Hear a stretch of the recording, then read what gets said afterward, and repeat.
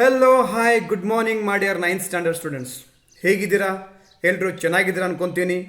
ಮನೇಲಿರಿ, safe ಆಗಿರಿ, ಕೊರೋನಾದಿಂದ ದೂರ ಇರಿ, ಸ್ಯಾನಿಟೈಸರ್ಗಳನ್ನು ಬಳಸಿ, ಮಾಸ್ಕ್ ಬಳಸಿ, ಸಾಮಾಜಿಕ ಅಂತರವನ್ನು ಕಾಯ್ಕೊಳ್ಳಿ, ಒಟ್ಟಾರೆಯಾಗಿ ಆರೋಗ್ಯವಂತರಾಗಿರಿ, ಸರಿನಾ? ಸೊ ಈ ವರ್ಷದ ನಿಮ್ಮ ಮೊದಲನೇ ಟಾಪಿಕ್ಗೆ ಬರೋದಾದರೆ, ನೀವು ಪ್ರತಿ ವರ್ಷ ನೋಡಿರೋ ಥರ ಈ ವರ್ಷವೂ ಕೂಡ ನಿಮಗೆ ಹಿಂದಿನ ವರ್ಷದ ಎಲ್ಲ ಟಾಪಿಕ್ಸ್ಗಳನ್ನು ಒಟ್ಟುಗೂಡಿಸಿ ಓವರ್ ವ್ಯೂ ಆಫ್ ಲೆವೆಲ್ 3 ಅಂತ ಟಾಪಿಕ್ ಇದೆ. ಮೊದಲಿನ ಟಾಪಿಕ್ಕು. ಈ ಟಾಪಿಕಲ್ಲಿ ನೀವು ಮೇನ್ಲಿ ಗತಿಸಿದ ಎಲ್ಲ ವರ್ಷಗಳ ಘಟಕಗಳನ್ನು ಒಟ್ಟುಗೂಡಿಸಿ ಸೇತು ಬಂದ ಥರ ಅಂದರೆ ಬ್ರಿಡ್ಜ್ ಕೋರ್ಸ್ ಥರ ಅಂಶಗಳನ್ನು ಈ ಟಾಪಿಕಲ್ಲಿ ಅಳವಡಿಸಿರ್ತಾರೆ. ಅವು ಯಾವ್ಯಾವ ಅಂತ ನಿಮಗೆ ಗೊತ್ತಿದೆ. Classification of computer, block diagram of computer, computer memory, word and spreadsheet. ಈ ಮುಖ್ಯ 5 ಅಂಶಗಳನ್ನು ನೀವು ಕಳೆದ ವರ್ಷ ಓದಿದ್ದೀರ, ಸರಿನಾ? ಸೊ ಕ್ಲಾಸಿಫಿಕೇಷನ್ ಆಫ್ ಕಂಪ್ಯೂಟ್ರಲ್ಲಿ ಮುಖ್ಯವಾಗಿ ನಾವು 2 ವೇದಲ್ಲಿ ಕಂಪ್ಯೂಟರನ್ನು ಡಿಫ್ರೆನ್ಸಿಯೇಟ್ ಮಾಡ್ತೀವಿ. According to the purpose and according to data handling. So according to purpose, general purpose computers and specific purpose computers. And according to data handling, analog computers, digital computers and hybrid computers. Okay, these are the basic classification methods of computer. Okay, next one is block diagram of computer. ಈ block diagram of computer ಅಲ್ಲಿ different blocks are there. How the computer works from where to from end. ಈ process ಅನ್ನು ನಿಮಗೆ block diagram of computer explain ಮಾಡುತ್ತೆ. ಅದರಲ್ಲಿ ಪ್ರಥಮವಾಗಿ ಕಂಪ್ಯೂಟರ್ಗೆ input ಸಿಗಬೇಕಂದ್ರೆ input unit is there. Next one is memory unit, next one is control unit, then arithmetic and logic unit, the last one is output unit. Okay, this is block diagram of computer which explains the manipulation of computer, how computer works. The next one is computer memory. Mainly computer memory is divided in 2 ways. One is primary memory and second one is secondary memory. Okay, so primary ಮೆಮ್ರಿಯಲ್ಲಿ 2 ಬರ್ತವೆ. Mainly random access memory, read only memory. And in secondary memory HDD, hard disk drive, compact disk, DVD and pen drive. Okay, this is the basic computer memory explanation is there. And next computer ಅಲ್ಲಿ 2 ಪ್ರೋಗ್ರಾಮ್ಸ್ಗಳನ್ನು ನಿಮಗೆ ಹಿಂದಿನ ವರ್ಷ ತಿಳಿಸಿದ್ದಾರೆ. ಅದು word ಆಮೇಲೆ Excel. ಲೆಟರ್ಸ್ಗಳನ್ನು, ಡಾಕ್ಯುಮೆಂಟ್ಗಳನ್ನು, news ಲೆಟರ್ಸ್ಗಳನ್ನು ತಯಾರು ಮಾಡೋದಕ್ಕೋಸ್ಕರ ನೀವು ಮೈಕ್ರೋಸಾಫ್ಟ್ ವರ್ಡನ್ನು ಬಳಸಿದರೆ in tabulation information, account information, account data analysis, ಈ ಥರ ಮ್ಯಾಥಮೆಟಿಕಲ್ ಕ್ಯಾಲ್ಕುಲೇಷನ್ಸ್ಗಳಿಗೋಸ್ಕರ, ಟ್ಯಾಬ್ಯುಲೇಷನ್ಗಳಿಗೋಸ್ಕರ, ಟ್ಯಾಬ್ಯುಲರ್ ಇನ್ಫಾರ್ಮೇಷನ್ ಡಾಟಾಗಳಿಗೋಸ್ಕರ ನಾವು ಮೈಕ್ರೋಸಾಫ್ಟ್ ಸ್ಪ್ರೆಡ್ಶೀಟ್ ಅಂದರೆ ಎಕ್ಸೆಲನ್ನು ಬಳಸ್ತೀವಿ. ಸೊ ಇವೆಲ್ಲ ಮುಖ್ಯ ಅಂಶಗಳು ನೀವು ಗತಿಸಿದ ವರ್ಷದಲ್ಲಿ ನೋಡಿದಿರ. ಸೊ ಅವುಗಳನ್ನು ಒಂದೊಂದಾಗಿ ಮತ್ತೊಮ್ಮೆ ಸವಿಸ್ತರವಾಗಿ ಮೆಲುಕು ಹಾಕೊಂಡ್ವಾ. ಬನ್ನಿ ಓವರ್ ವ್ಯೂ ಆಫ್ ಲೆವೆಲ್ 3 ಅನ್ನು ನೋಡೋಣ.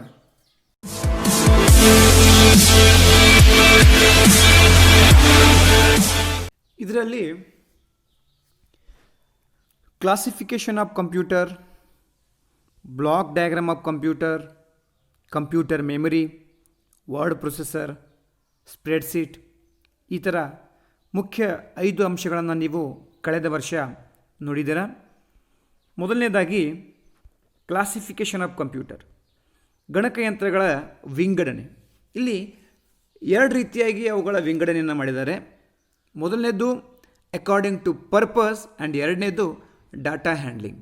ಅವುಗಳು ಬಳಸುವಂಥ ಉದ್ದೇಶಕ್ಕನುಗುಣವಾಗಿ ಹಾಗೂ ಅವುಗಳು ತಂತ್ರಾಂಶವನ್ನು ಅಳವಡಿಸುವ ರೀತಿಗೆ ಅನುಗುಣವಾಗಿ 2 ಪ್ರಕಾರದಲ್ಲಿ ನಾವು ಗಣಕಯಂತ್ರಗಳನ್ನು ಇಲ್ಲಿ ವಿಂಗಡಣೆ ಮಾಡಿದ್ದೀವಿ. ಸೊ ಮೊದಲನೇದಾಗಿ ನೋಡಬೇಕಾದ್ರೆ according to purpose, computers are either general purpose or specific purpose. ಗಣಕಯಂತ್ರಗಳಲ್ಲಿ ಪರ್ಪಸ್ಗೆ ಅನುಗುಣವಾಗಿ ಜನರಲ್ ಪರ್ಪಸ್ ಕಂಪ್ಯೂಟರ್ಸ್ಗಳು ಹಾಗೂ ಸ್ಪೆಸಿಫಿಕ್ ಪರ್ಪಸ್ ಕಂಪ್ಯೂಟರ್ಗಳು. ಇಲ್ಲಿ 2 ವಿವಿಧ ರೀತಿಯಂಥ ಕಂಪ್ಯೂಟರ್ಗಳಿವೆ. General purpose computers are designed to perform a range of a task. They have the ability to store numerous programs but lack in speed and efficiency. ಅಂದರೆ ಇಂತಿಷ್ಟೇ ಸಮಯ ಅಂತ ಕೊಟ್ಟರೆ, ಇಂತಿಷ್ಟೇ ಅಪ್ಲಿಕೇಶನ್ಸ್ ಅಂತ ಕೊಟ್ಟರೆ ಕಾರ್ಯನಿರ್ವಹಿಸುವಂಥ ಗಣಕಯಂತ್ರಗಳು ಇವು ಜನರಲ್ ಪರ್ಪಸ್ ಕಂಪ್ಯೂಟರ್ಸ್, ಸಾಮಾನ್ಯ ಉದ್ದೇಶವುಳ್ಳಂಥ ಗಣಕಯಂತ್ರಗಳು. 1940ರಲ್ಲಿ ಎನೈಕ್ ಅಂತ ಒಂದು ಕಂಪ್ಯೂಟರ್ ನಿರ್ಮಿಸ್ತಾರೆ. ಅದು ಒಂದು ಪ್ರಥಮ ಜನರಲ್ ಪರ್ಪಸ್ ಕಂಪ್ಯೂಟರ್ ಆಗಿರುತ್ತೆ. ನಂತರ ಸ್ಪೆಸಿಫಿಕ್ ಪರ್ಪಸ್ ಕಂಪ್ಯೂಟರ್ ಬಗ್ಗೆ ನೋಡೋದಾದರೆ, these computers are designed to handle a specific problem or to perform a specific task. ಇದೇ ಒಂದೇ ಒಂದು ಉದ್ದೇಶ, ಒಂದು ವಿಶೇಷವಾದಂಥ ಉದ್ದೇಶ ಇಟ್ಕೊಂಡು, ಒಂದು ವಿಶೇಷವಾದಂಥ ಸಮಸ್ಯೆನ ಇಟ್ಕೊಂಡು ಅದರಲ್ಲಿ ಆ ಸಮಸ್ಯೆಯ ಸೊಲ್ಯೂಷನ್ಗಳನ್ನು ಅಳವಡಿಸಿ ಗಣಕಯಂತ್ರಗಳನ್ನು ನಿರ್ಮಿಸಿದರೆ ಅವುಗಳು ಸ್ಪೆಸಿಫಿಕ್ ಪರ್ಪಸ್ ಕಂಪ್ಯೂಟರ್ಗಳಾಗಿ ಕೆಲಸ ನಿರ್ವಹಿಸ್ತವೆ. ಸೊ ಇದಿಷ್ಟು ಪರ್ಪಸ್ಗೆ ಅನುಗುಣವಾಗಿ ತುಂಬ ಸಿಂಪಲ್ ಆಗಿರೋ ಒಂದು ವಿವರಣೆಯನ್ನು ನಿಮಗೆ ಕೊಟ್ಟಿದ್ದಾರೆ. ಸೊ ಅದಾದ ನಂತರ ಮುಖ್ಯವಾಗಿ ನಾವು ನೋಡಬೇಕಾಗಿರೋದೇನಪ್ಪ ಅಂದರೆ, ಅಕಾರ್ಡಿಂಗ್ ಟು ಡಾಟಾ ಹ್ಯಾಂಡ್ಲಿಂಗ್, ಡಾಟಾನ ಯಾವ ರೀತಿ ಹ್ಯಾಂಡಲ್ ಮಾಡ್ತಾವೋ ಕಂಪ್ಯೂಟರ್ಗಳು, ಅದಕ್ಕನುಗುಣವಾಗಿ ಗಣಕಯಂತ್ರಗಳನ್ನು 3 ವಿಧಗಳಲ್ಲಿ ವಿಂಗಡಣೆ ಮಾಡಿದ್ದಾರೆ. Computers are classified into 3 types. 1 analog, digital and hybrid. Analog, digital and hybrid. These are the 3 ways they have classified the computer. So analog computer ಬಗ್ಗೆ ನೋಡೋದಾದರೆ ನಿಮಗೆ ಆಲ್ರೆಡಿ ಗೊತ್ತು, ಅನಲಾಗ್ ಮತ್ತು ಕಂಪ್ಯೂಟರ್ಗಳಲ್ಲಿ, ಅನಲಾಗ್ ಕಂಪ್ಯೂಟರ್ ಹಾಗೂ ಡಿಜಿಟಲ್ ಕಂಪ್ಯೂಟರ್ಗಳಲ್ಲಿ ಯಾವ ರೀತಿಯಾದಂತಹ ಡಾಟಾ ಎಕ್ಸಿಕ್ಯೂಷನ್ ಆಗುತ್ತೆ ಅಂತ. So analog computers works upon continuous data. ನೀವು ಜ್ಞಾಪಕ ಮಾಡ್ಕೋಬೇಕಿಲ್ಲಿ. Analog computers works upon continuous data. Computations are carried out with the physical quantities such as voltage, length, current, temperature. ನೋಡಿ, ಇಲ್ಲಿ ಕೆಲವೊಂದಿಷ್ಟು ನಾವು ಭೌತಿಕ ಕ್ವಾಂಟಿಟೀಸ್ಗಳಿವೆ. ಒಂದು ವೋಲ್ಟೇಜ್ ಇರ್ಬೋದು, ಲೆಂತ್ ಇರ್ಬೋದು, ಕರೆಂಟ್ ಇರ್ಬೋದು, ಟೆಂಪ್ರೇಚರ್, ಇವುಗಳನ್ನು ಅಳೆಯುವಂಥ ಸಾಧನಗಳಿರ್ತಾವಲ್ಲ, ಅವು ಕಂಟಿನ್ಯೂಸ್ ಡಾಟಾದ ಮೇಲೆ ಕೆಲಸ ನಿರ್ವಹಿಸ್ತವೆ. ಕಂಟಿನ್ಯೂಸ್ ಅಂದರೆ ಹೆಂಗೆ, ಅವುಗಳಲ್ಲಿ ಕರೆಂಟ್ ಫ್ಲೋ ಇರಬೇಕು, ಫ್ಲೋ ಆಫ್ ಇನ್ಫಾರ್ಮೇಷನ್ ಇರಬೇಕು. And that type of informations are carried in analog computers. The device that measure such a quantities. ಈ ಕ್ವಾಂಟಿಟೀಸ್ಗಳನ್ನು ಮೇಜರ್ ಮಾಡುವಂಥ ಗಣಕಯಂತ್ರಗಳಿಗೆ ನಾವು ಅನಲಾಗ್ ಡಿವೈಸಸ್ ಅಂತ ಕರಿತೀವಿ. ಫಾರ್ ಎಕ್ಸಾಂಪಲ್, ಸ್ಪೀಡೋಮೀಟರ್ ಇರ್ಬೋದು. ನಿಮ್ಮ ಬೈಕಲ್ಲಿ ನೀವು ನೋಡಿದ್ರಲ್ಲ, ಬೈಕಲ್ಲಿ ಸ್ಪೀಡೋಮೀಟರ್ ಇರ್ಬೋದು, ಅಥವಾ ಥರ್ಮೋಮೀಟರ್, ಡಾಕ್ಟರ್ ಚೆಕ್ ಮಾಡ್ತಾರೆ ಥರ್ಮೋಮೀಟರ್. ಇವೆಲ್ಲ ಅನಲಾಗ್ ಕಂಪ್ಯೂಟರ್ಗಳು ಕೆಲವೊಂದಿಷ್ಟು ಎಕ್ಸಾಂಪಲ್ಗಳು. ಇಲ್ಲಿ ಯಾವುದೇ ರೀತಿಯಾದಂಥ ಡಿಜಿಟಲ್ ಸಿಗ್ನಲ್ಸ್ಗಳು ಇರೋದಿಲ್ಲ. ಅಂದರೆ 0 ಮತ್ತು 1 ಈ 2 ಸಂಖ್ಯೆಗಳ ಕೆಲಸ ಈ ಅನಲಾಗ್ ಕಂಪ್ಯೂಟರ್ಸ್ಗಳಲ್ಲಿ ಇರೋದಿಲ್ಲ. The main advantage of analog computers is that all calculations takes place in parallel and hence these are faster. ತುಂಬ ವೇಗವಾಗಿ ಕೆಲಸ ಮಾಡ್ತವೆ ಅಂತ ಹೇಳ್ತಾರೆ. ಪ್ಯಾರಲಲ್ಲಿ ಕೆಲಸ ಮಾಡ್ತವೆ. ನೀವು ಬೈಕನ್ನು ಓಡಿಸಿದ್ರೆ ಆಟೋಮೆಟಿಕಲಿ ಆ ಬೈಕ್ ಜೊತೆನೇ ಸ್ಪೀಡೋಮೀಟರ್ ಕೂಡ ನಿಮಗೆ ಮೇಜರ್ಮೆಂಟನ್ನು ಮಾಡಿ ತೋರಿಸುತ್ತೆ. ಅದಕ್ಕೋಸ್ಕರ ಇದು ಪ್ಯಾರಲಲ್ ಕ್ಯಾಲ್ಕುಲೇಷನ್ಸ್ ಅಂತ ಕರೀತಾರೆ. This is about analog computer. And next one is digital computer. So the digital computers works upon discontinuous data. ಅಲ್ಲಿ ಕಂಟಿನ್ಯೂಸ್ ಡಾಟಾ ಇತ್ತು, ಇಲ್ಲಿ ಡಿಸ್ಕಂಟಿನ್ಯೂಸ್ ಡಾಟಾ. ಕಂಟಿನ್ಯೂಸ್ ಡಾಟಾ ಯಾವ ಥರ ಫ್ಲೋ ಆಗುತ್ತೆ, ಡಿಸ್ಕಂಟಿನ್ಯೂಸ್ ಡಾಟಾ ಯಾವ ಥರ ಫ್ಲೋ ಆಗುತ್ತೆ ಅಂತ ನಾನು ಕಳೆದ ವರ್ಷ ನಿಮಗೆ ಡಯಾಗ್ರಾಮ್ ಕೂಡ ತೆಗೆದು ತೋರಿಸಿದ್ದೆ, ನೀವು ಜ್ಞಾಪಕ ಮಾಡ್ಕೋಬೋದು. ಆಮೇಲೆ ಈ ಡಿಜಿಟಲ್ ಕಂಪ್ಯೂಟರ್ನ ಇನ್ನೊಂದು ವಿಶೇಷವಾದ ಮಾಹಿತಿ ಏನಪ್ಪ ಅಂದರೆ, ಇವುಗಳಲ್ಲಿ ಡಾಟಾ ಕನ್ವರ್ಟ್ ಆಗೋದು 2 ಬೈನರಿ ಡಿಜಿಟ್ಗಳಲ್ಲಿ, 0 ಮತ್ತು 1. They convert the data into digits, binary digit 0 and 1. And all operations carried out on these digits at extremely fast rates. ನೋಡಿ, ಈ ಅನಲಾಗ್ ಕಂಪ್ಯೂಟರ್ಗಳಿಗಿಂತಲೂ ಅತಿ ವೇಗವಾಗಿ ಈ ಡಿಜಿಟಲ್ ಕಂಪ್ಯೂಟರ್ಗಳು ಕೆಲಸ ಮಾಡ್ತವೆ. Digital computers are much faster than an analog computer and far more accurate. ಅವುಗಳಿಗಿಂತಲೂ accurate ಆಗಿ ಇವು ಕೆಲಸ ಮಾಡ್ತವೆ. Computers used for business and specific applications are digital computers. ಇಲ್ಲಿ ನಾವು ಶೈಕ್ಷಣಿಕವಾಗಿರ್ಬೋದು, ವೈಜ್ಞಾನಿಕವಾಗಿರ್ಬೋದು, ನಮ್ಮ ದಿನನಿತ್ಯದ ಜೀವನದಲ್ಲಿ ಎಲ್ಲ ಕಡೆ ನೀವು ನೋಡ್ತಿರುವಂಥ ಕಂಪ್ಯೂಟರ್ಗಳು ಯಾವಪ್ಪ ಅಂದರೆ ಅವು ಡಿಜಿಟಲ್ ಕಂಪ್ಯೂಟರ್ಸ್ಗಳು.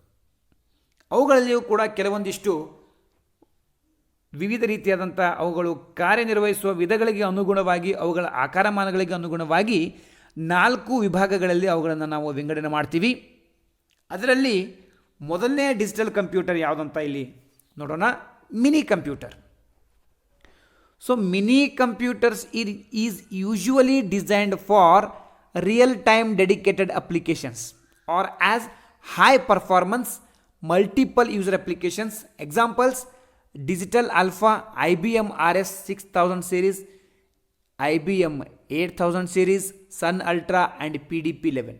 ನೋಡಿ, ಇವು ಉಚ್ಚ ರೀತಿಯಂಥ ಗಣಿತ ಕ್ರಿಯೆಗಳನ್ನು ಮಾಡೋದಕ್ಕೋಸ್ಕರ. ಆಮೇಲೆ ಡೆಡಿಕೇಟೆಡ್ ಅಪ್ಲಿಕೇಶನ್ಸ್ ಅಂದರೆ ಫಾರ್ ಎಕ್ಸಾಂಪಲ್ ಈಗ ಬ್ಯಾಂಕಿಂಗ್ ಇರ್ಬೋದು, ಸೈಂಟಿಫಿಕ್ ಫೀಲ್ಡ್ ಇರ್ಬೋದು. ಈ ಕೆಲಸಕ್ಕೆ ಉಪಗ್ರಹಗಳ ಉಡಾವಣೆಗಳಲ್ಲಿ ಈ ಥರ ಇದಿಷ್ಟೇ ಕೆಲಸಕ್ಕೋಸ್ಕರ ಇವುಗಳನ್ನು ಬಳಸೋದು. ದೊಡ್ಡ ದೊಡ್ಡ ಹೈ ಪರ್ಫಾರ್ಮೆನ್ಸ್ಗಳಿಗೆ ಈ ಮಿನಿ ಕಂಪ್ಯೂಟರ್ಗಳನ್ನು ಬಳಸ್ತಾರೆ. ಆಮೇಲೆ ಮಲ್ಟಿ ಯೂಸರ್ ಅಪ್ಲಿಕೇಶನ್ ಅಂದರೆ ಒಬ್ಬರಿಗಿಂತ ಜಾಸ್ತಿ ಈ ಅಪ್ಲಿಕೇಶನ್ಗಳನ್ನು ಬಳಸುವಂಥ ಗಣಕಯಂತ್ರಗಳು ಯಾವಪ್ಪ ಅಂದರೆ ಅವು ಮಿನಿ ಕಂಪ್ಯೂಟರ್ಸ್ಗಳು. ನಂತರ ಬರೋದಾದರೆ micro computers, also known as a PC. ಜಗತ್ತಿನಲ್ಲಿ ಅತಿ ಹೆಚ್ಚು ಬಳಕೆಯಲ್ಲಿ ಬರುವಂಥ ಕಂಪ್ಯೂಟರ್ಗಳು ಯಾವುದಾದ್ರೂ ಇದ್ದರೆ ಅವು ಮೈಕ್ರೋ ಕಂಪ್ಯೂಟರ್ಸ್. ಅವುಗಳನ್ನು ನಾವು ಪರ್ಸ್ನಲ್ ಕಂಪ್ಯೂಟರ್ ಅಂತ ಕರಿತೀವಿ. This is the most prevalent form of a computers sitting on a standard desktop ಅಥವಾ ಲ್ಯಾಪ್ಟಾಪ್ ಇರ್ಬೋದು. Today PCs are a single multiprocessor systems which can perform simple tasks such as word processing, spreadsheet calculations, or demanding task such as a graphic. All these are the uses of microcomputers. ನೀವು ದಿನನಿತ್ಯ ಜೀವನದಲ್ಲಿ ಬಳಸುವಂಥ ಎಲ್ಲ ಗಣಕಯಂತ್ರಗಳನ್ನು ನಾವು ಈ micro ಕಂಪ್ಯೂಟರ್ಗಳಲ್ಲಿ ಹಾಕಿದರೆ ತಪ್ಪಲ್ಲ. ಇವಾಗ ನೀವು ಬಳಸುವಂಥ ಮೊಬೈಲ್ ಕೂಡ ಒಂದು ಎಕ್ಸಾಂಪಲ್ ಆಫ್ ಎದರದಪ್ಪ ಅಂದರೆ ಮೈಕ್ರೋ ಕಂಪ್ಯೂಟರ್. ಇಲ್ಲಿ mainly desktop computer, laptop computers, notebooks, tablets, palm tops, smartphones ಇವೆಲ್ಲ ಮೈಕ್ರೋ ಕಂಪ್ಯೂಟರ್ ಆಗಿ ಕೆಲಸ ನೀಡ್ತವೆ. ನಿಮಗೆ ಮೈಕ್ರೋ ಕಂಪ್ಯೂಟರ್ಗಳಲ್ಲಿ ಇವೆಲ್ಲ ಎಕ್ಸಾಂಪಲ್ಸ್ಗಳು ಬರ್ತವೆ. ನಂತರ ಬಂತಪ್ಪ ಅದು ಯಾವುದಂದರೆ mainframe computers. Applications which require high performance or generate and process large number of transactions are generally hosted on the mainframe. Most major banks rely heavily on mainframes. Examples: CDC 6600, IBM ES 000 series, IBM S 390 etc. ನೋಡಿ, ಇವರು ಹೇಳೋ ಪ್ರಕಾರ ಇಲ್ಲಿ ಬ್ಯಾಂಕ್ಗಳಲ್ಲಿ ಸುಮಾರು ಜನ ಗ್ರಾಹಕರಿರ್ತಾರೆ, account holders ಇರ್ತಾರೆ. ಅವರೆಲ್ಲರ ಮಾಹಿತಿ ಈ ನಮ್ಮ ಮೈಕ್ರೋ ಕಂಪ್ಯೂಟರ್ಗಳಲ್ಲಿ ಸಂಗ್ರಹಣೆ ಮಾಡೋಕ್ಕೆ ಆಗದೇ ಇರ್ಬೋದು. ಅದಕ್ಕೋಸ್ಕರ ಅವುಗಳನ್ನು ಮೆನ್ಫ್ರೇಮ್ ಕಂಪ್ಯೂಟರ್, ಈ LIC ಆಫೀಸಲ್ಲಿಯೂ ಕೂಡ ನೋಡಿ ಸಾವಿರಾರು ಜನರು ಕಂತುದಾರಿರ್ತಾರೆ, ಸಾವಿರಾರು ಜನರು ಪಾಲಿಸಿ ಹೋಲ್ಡರ್ಸ್ ಇರ್ತಾರೆ. ಸೊ ಈ ಥರದ ದೊಡ್ಡ ದೊಡ್ಡ ಬ್ಯಾಂಕ್ಗಳಲ್ಲಿ, RBIಗಳಲ್ಲಿರ್ಬೋದು, ಈ ಥರ ದೊಡ್ಡ ದೊಡ್ಡ ಬ್ಯಾಂಕ್ಗಳಲ್ಲಿ ಎಲ್ಲಿ ಬೃಹತ್ ಮೊತ್ತದ ಮಾಹಿತಿಯನ್ನು ಸಂಗ್ರಹಣೆ ಮಾಡುವಂಥ ಅವಶ್ಯಕತೆ ಇರುತ್ತೋ ಅಲ್ಲಿ ಈ ಥರದ ಮೆನ್ಫ್ರೇಮ್ ಕಂಪ್ಯೂಟರ್ಗಳನ್ನು ಬಳಸ್ತಾರೆ. ಇನ್ನು ಕೊನೆಯದಾಗಿ ಮೈಕ್ರೋ ಕಂಪ್ಯೂಟರ್ಗಳಲ್ಲಿ ಇರುವಂಥ ಕೊನೆ ಯಾವುದಪ್ಪ ಅಂದರೆ ಅದು ಡಿಜಿಟಲ್ ಕಂಪ್ಯೂಟರ್ಸ್ಗಳಲ್ಲಿ ಕೊನೆ ಟೈಪ್ ಯಾವುದಪ್ಪ ಅಂದರೆ ಅದು super computer. Super computers are designed for ultra high performance task such as weather analysis, encryption, cracking and the creation of animation. ನೋಡಿ, ಇವೆಲ್ಲ ನಿಮ್ಮ ದಿನನಿತ್ಯದ ಬಳಕೆಯಲ್ಲಿ ನೀವು ಇವುಗಳನ್ನು ನೋಡಿರ್ತೀರ ಅಥವಾ ಇವುಗಳ ಅನುಭವ ನಿಮಗಾಗಿರುತ್ತೆ, ಆದರೆ ಗೊತ್ತಾಗಿರಲ್ಲ ಇದೇ ಸೂಪರ್ ಕಂಪ್ಯೂಟರ್ ಅಂತ. ಈಗ ನೋಡಿ, ಈಗ ವೆದರ್ ಅನಲೈಸಿಸ್, ವಾತಾವರಣದಲ್ಲಿ ಏನು ಟೆಂಪ್ರೇಚರು, ಇವತ್ತು ಮಳೆ ಬರುತ್ತೋ ಇಲ್ವೋ, ಇದನ್ನೆಲ್ಲ ಅಳತೆ ಮಾಡುವಂಥ ಒಂದು ಸಾಮರ್ಥ್ಯ ಈ ಸೂಪರ್ ಕಂಪ್ಯೂಟರ್ಸ್ಗೆ ಇದೆ. ದೊಡ್ಡ ದೊಡ್ಡ ಈಗ ನಾಸಾದಲ್ಲಿ, ಇಸ್ರೋದಲ್ಲಿ ಈ ಥರ ಸೂಪರ್ ಕಂಪ್ಯೂಟರ್ಸ್ಗಳನ್ನು ಬಳಸ್ತಾರೆ. ಉಪಗ್ರಹದ ಉಡಾವಣೆಗಳಲ್ಲಿ ಅದರ ಪ್ರೋಗ್ರಾಮಿಂಗ್ಸ್ಗಳಿಗೋಸ್ಕರ ಸೂಪರ್ ಕಂಪ್ಯೂಟರ್ನ ಜಾಸ್ತಿ ಬಳಸ್ತಾರೆ. ಸೊ ಆ್ಯನಿಮೇಷನ್ಗಳನ್ನು ಕೂಡ ತಯಾರು ಮಾಡೋದಕ್ಕೋಸ್ಕರ ಈ ಸೂಪರ್ ಕಂಪ್ಯೂಟರ್ಸ್ಗಳನ್ನು ಬಳಸ್ತಾರೆ. ಇವು ತುಂಬ ಆಕಾರದಲ್ಲಿ ತುಂಬ ಬೃಹತ್ ಮೊಟ್ಟ, ತುಂಬ ದೊಡ್ಡದು, ಆಮೇಲೆ ಇವು ತುಂಬ ಎಕ್ಸ್ಪೆನ್ಸಿವ್, ಅಂದರೆ ಇವುಗಳನ್ನು ಪರ್ಚೇಸ್ ಮಾಡುವಂಥ ಹಣ ಇದೆಯಲ್ಲ ಅದು ತುಂಬ ಅದರ ಮೊತ್ತ ತುಂಬ ಜಾಸ್ತಿ. Massively parallel processing machines usually owned by government agencies or large corporations. ಅಂದರೆ ಸಾಮಾನ್ಯವಾಗಿ ಸರ್ವಸಾಮಾನ್ಯ ಜನರು ಇವುಗಳನ್ನು ಪರ್ಚೇಸ್ ಮಾಡೋದಕ್ಕಾಗೋದಿಲ್ಲ. ಸರ್ವಸಾಮಾನ್ಯವಾಗಿ ದೊಡ್ಡ ದೊಡ್ಡ ಸಂಸ್ಥೆಗಳು ಆಮೇಲೆ ಸರ್ಕಾರದ ಏಜೆನ್ಸಿಗಳು ಮಾತ್ರ ಈ ಒಂದು ಗಣಕಯಂತ್ರಗಳನ್ನು ಹ್ಯಾಂಡಲ್ ಮಾಡ್ತಾ ಇರ್ತವೆ. ಇವು ಸೂಪರ್ ಕಂಪ್ಯೂಟರ್ ಕೆಲವೊಂದಿಷ್ಟು ಎಕ್ಸಾಂಪಲ್ಸ್ಗಳನ್ನು ನಾವು ನೋಡೋದಾದರೆ IBM Roadrunner, IBM Blue Gene, Param, Padma, ETC ಇವೆಲ್ಲ ಸೂಪರ್ ಕಂಪ್ಯೂಟರ್ನ ಎಕ್ಸಾಂಪಲ್ಸ್ಗಳು. ಈಗ ಪರಮ್ ಬಗ್ಗೆ ಒಂದು ಸ್ವಲ್ಪ ನಿಮಗೆ ಹೇಳೋದಾದರೆ, ಪರಮ್ ಇದು ನಮ್ಮ ದೇಶದ ಮೊದಲ ಸೂಪರ್ ಕಂಪ್ಯೂಟರ್. ವಿಜಯ್ ಭಟ್ಕರ್ ಅನ್ನೋರು ಇವರು ಈ ಪರಮ್ ಸೂಪರ್ ಕಂಪ್ಯೂಟರನ್ನು ನಿರ್ಮಿಸೋದಕ್ಕೆ ಬಹು ಮುಖ್ಯ ಪಾತ್ರವನ್ನು ನಿರ್ವಹಿಸ್ತಾರೆ. ಸೊ ವಿಜಯ್ ಭಟ್ಕರ್ ಅವರು ಕೂಡ ನಮ್ಮ ದೇಶದ ಸೂಪರ್ ಕಂಪ್ಯೂಟರ್ನ ರೂವಾರಿಗಳಾಗಿರ್ತಾರೆ. ಓಕೆ, ಇಲ್ಲಿ ತನಕ ನೀವು ಅನಲಾಗ್ ಕಂಪ್ಯೂಟರ್ ನೋಡ್ರಿ, ಡಿಜಿಟಲ್ ಕಂಪ್ಯೂಟರ್ಸ್ ನೋಡ್ರಿ. ಇನ್ನು ಮುಂದಿನದಾಗಿ ಯಾವುದಪ್ಪ ಅಂದರೆ ಅದು hybrid computer. So hybrid computers incorporate the measuring feature of an analog computer and counting feature of a digital ಅಂದರೆ ಹೈಬ್ರಿಡ್ ಕಂಪ್ಯೂಟರ್ದು ಮುಖ್ಯ ಏನಪ್ಪ ಅಂದರೆ ಈ ಕಂಪ್ಯೂಟರ್ನಲ್ಲಿ ಅನಲಾಗ್ನ ಕೆಲವೊಂದಿಷ್ಟು ತಂತ್ರಜ್ಞಾನಗಳು ಆಮೇಲೆ ಡಿಜಿಟಲ್ನ ಕೆಲವೊಂದಿಷ್ಟು ತಂತ್ರಜ್ಞಾನಗಳು ಎರಡೂ ಮಿಕ್ಸ್ ಆಗಿ ತಯಾರಾಗಿರುವಂಥ ಕಂಪ್ಯೂಟರ್ ಯಾವುದಪ್ಪ ಅಂದರೆ ಅದು ಹೈಬ್ರಿಡ್ ಕಂಪ್ಯೂಟರ್. ನೋಡಿ, ಹೈಬ್ರಿಡ್ ಕಂಪ್ಯೂಟರ್ನಲ್ಲಿ ಅನಲಾಗ್ ಕಂಪ್ಯೂಟರ್ದು ಮೇಜರಿಂಗ್ ಫೀಚರ್ ಅಂದರೆ ಅಳತೆ ಮಾಡುವಂತಹ ಗುಣವನ್ನು ಹೈಬ್ರಿಡ್ ಕಂಪ್ಯೂಟರ್ನಲ್ಲಿ ಅಳವಡಿಸಿದ್ದಾರೆ. ಹಂಗೆ ಕೌಂಟ್ ಮಾಡುವಂಥ ಫೀಚರನ್ನು ಡಿಜಿಟಲ್ ಕಂಪ್ಯೂಟರ್ದಾಗಿಂದ ತೊಗೊಂಡು ಹೈಬ್ರಿಡ್ ಕಂಪ್ಯೂಟರ್ನ ಇವರು ತಯಾರು ಮಾಡ್ಯಾರ. For computational purpose these computers are use analog components and for storage digital memories are used. ಅರ್ಥ ಆಯ್ತಾ? ಸಂಗ್ರಹಣಕ್ಕೋಸ್ಕರ ಇವರು ಡಿಜಿಟಲ್ ಕಂಪ್ಯೂಟರ್ಗಳನ್ನು ಬಳಸಿದರೆ, ಕಂಪ್ಯೂಟೇಷನಲ್ಗೋಸ್ಕರ ಅನಲಾಗ್ ಕಂಪ್ಯೂಟರ್ಗಳನ್ನು ಬಳಸಿದ್ದಾರೆ. ಸೊ ಹೈಬ್ರಿಡ್ ಕಂಪ್ಯೂಟರ್ಸ್ಗಳ ಬಗ್ಗೆ ಆಯಿತು. ಸೊ ಇದಿಷ್ಟು ಗಣಕಯಂತ್ರದ ಪ್ರಕಾರಗಳು.